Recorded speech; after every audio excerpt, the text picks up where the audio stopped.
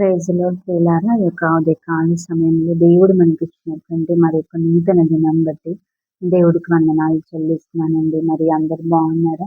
దేవుని యొక్క కృపలో మరి వర్ధిల్లుతున్నారా? మరి ప్రతిరోజు కూడా మరి ఒక్క అధ్యాయమైన కూడా వాక్యం చదవండి, ధ్యానించండి, ప్రార్థించండి. మరి దేవుడు మరి మీ యొక్క జీవితాలను ఆశీర్వాదకరంగా మారుస్తాడు.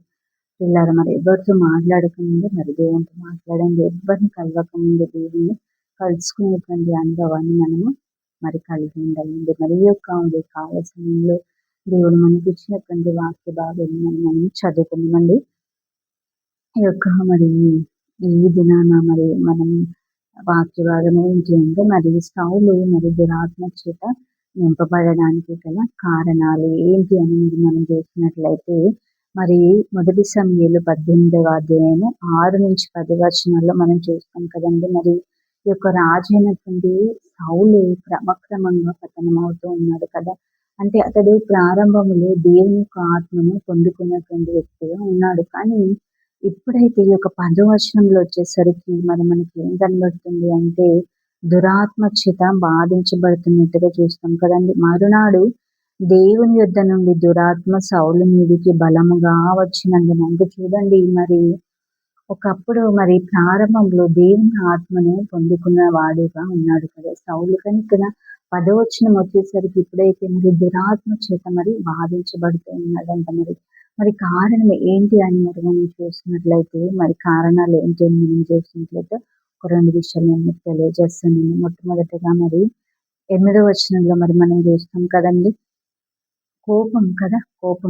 మరి 8వ వచనంలో మనం చూసినట్లయితే ఏమనుంది అంటే, ఆ మాటలు సౌలునకు ఇంపుగా ఉండనందున అతడు బహుకోపము తెచ్చుకొని అని. అంటే చూడండి మరి ప్రియులారా, దావీదు మరి గొల్యాతుని హతం చేసినప్పుడు మరి ఆ యొక్క ఇశ్రాయేలు గ్రామంలో నుండి స్త్రీలు వచ్చి మరి పాటలు పాడారట. ఏమని అనంటే, సౌలు 1000 కొలదిగాను మరి దావీదు 10,000 కొలదిగాను శత్రువులను హతము చేశారని చెప్పేసి వాళ్ళు సంభ్రమముతో నాట్యంతో మరి పాటలు పాడారంట.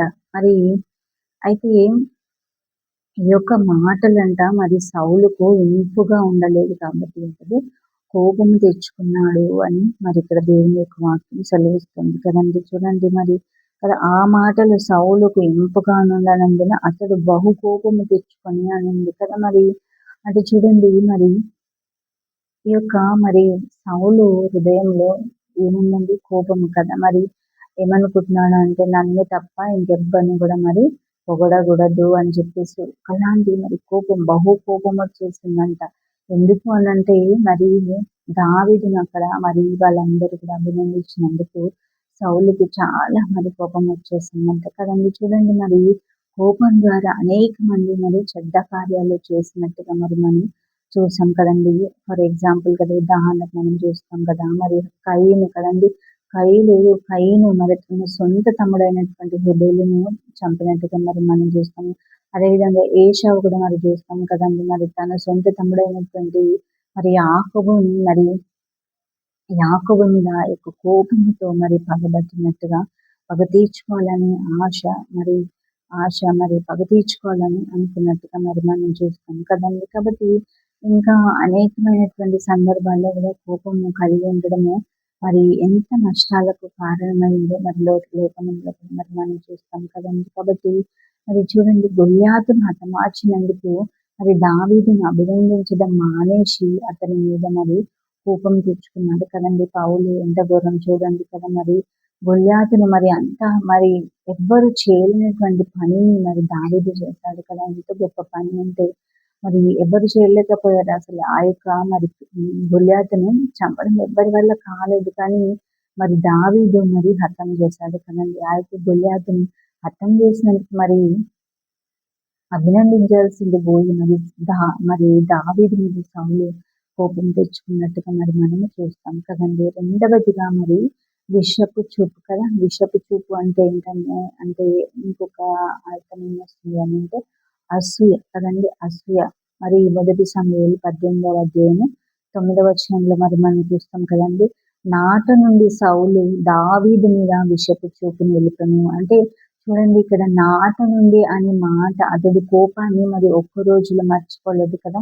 అతడు తన హృదయంలో మరి దాచుకున్నాడు కదండి. మరి చూడండి తన హృదయంలో మరి ఫలితంగా ఎప్పుడైతే తన కోపాన్ని హృదయంలో దాచుకున్నాడో ఏమైందంటే అతడు ఆ యొక్క విషపు చూపుతో నింపబడ్డాడు కదండి. చూడండి మరి ఇక్కడ చూస్తాం కదా, విషపు చూపు అంటే ఏంటంటే అది అసూయ కదండి. మరి అసూయ దేవుని యొక్క వాక్యం సెలవిస్తుంది. ఎఫెసీయులకు రాసిన పత్రిక 4:26 మనం చూస్తాం కదా. మరి కోపపడుడి కానీ పాపము చేయకుడి, నీ యొక్క కోపం సూర్యుడు అస్తమించే వరకు నిలిచి ఉండకూడదు అని దేవుని యొక్క వాక్యం సెలవిస్తుంది కదండి. కానీ సౌలు యొక్క కోపాన్ని నిరంతరంగా కూడా కలిగి ఉండడాన్ని బట్టి అతడు మరి మరి అసూయ చేత నింపబడినట్టుగా మరి మనం చూస్తాం కదండి. కాబట్టి కోపము అదేవిధంగా ఈ యొక్క అసూయ ఇతరులను ఏం చేయడానికైనా ప్రోత్సహిస్తాయి కదండి. ఈ యొక్క కోపముతోనే మరి కయ్యను హెబేలును చంపేసినట్టుగా చూస్తాము. అదేవిధంగా ఈ యొక్క కోపంతో మరి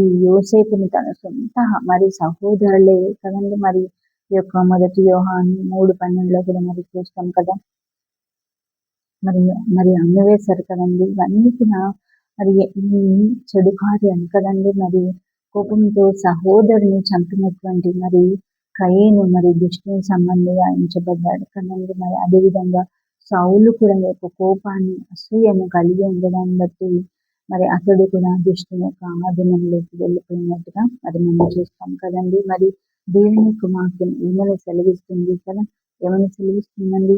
గలతీ మరి 5:19-26 మనం చూస్తాం కదండి. మరి చూడండి మరి ఎప్పుడైతే యొక్క సౌలు యొక్క కోపాన్ని మరి మరి యొక్క విషపు చూపు కలిగి ఉన్నాడో మరి ఏమైందండి, మరి అతడు దురాత్మ చేత మరి బాధించబడినట్టుగా మరి మనం చూస్తాం కదండి. కాబట్టి మరి మనం ఇటువంటి మరి మరి దేవుని ఎరిగినటువంటి మనం ఇటువంటి శరీర కార్యాలను కలిగి ఉండకుండా మరి ఆత్మానుసారంగా మరి నడుచుకోవాలని దేవుని యొక్క వాక్యం సెలవిస్తుంది. కాబట్టి అట్టి కృప దేవుడు మనందరికీ దయచేయను గాక.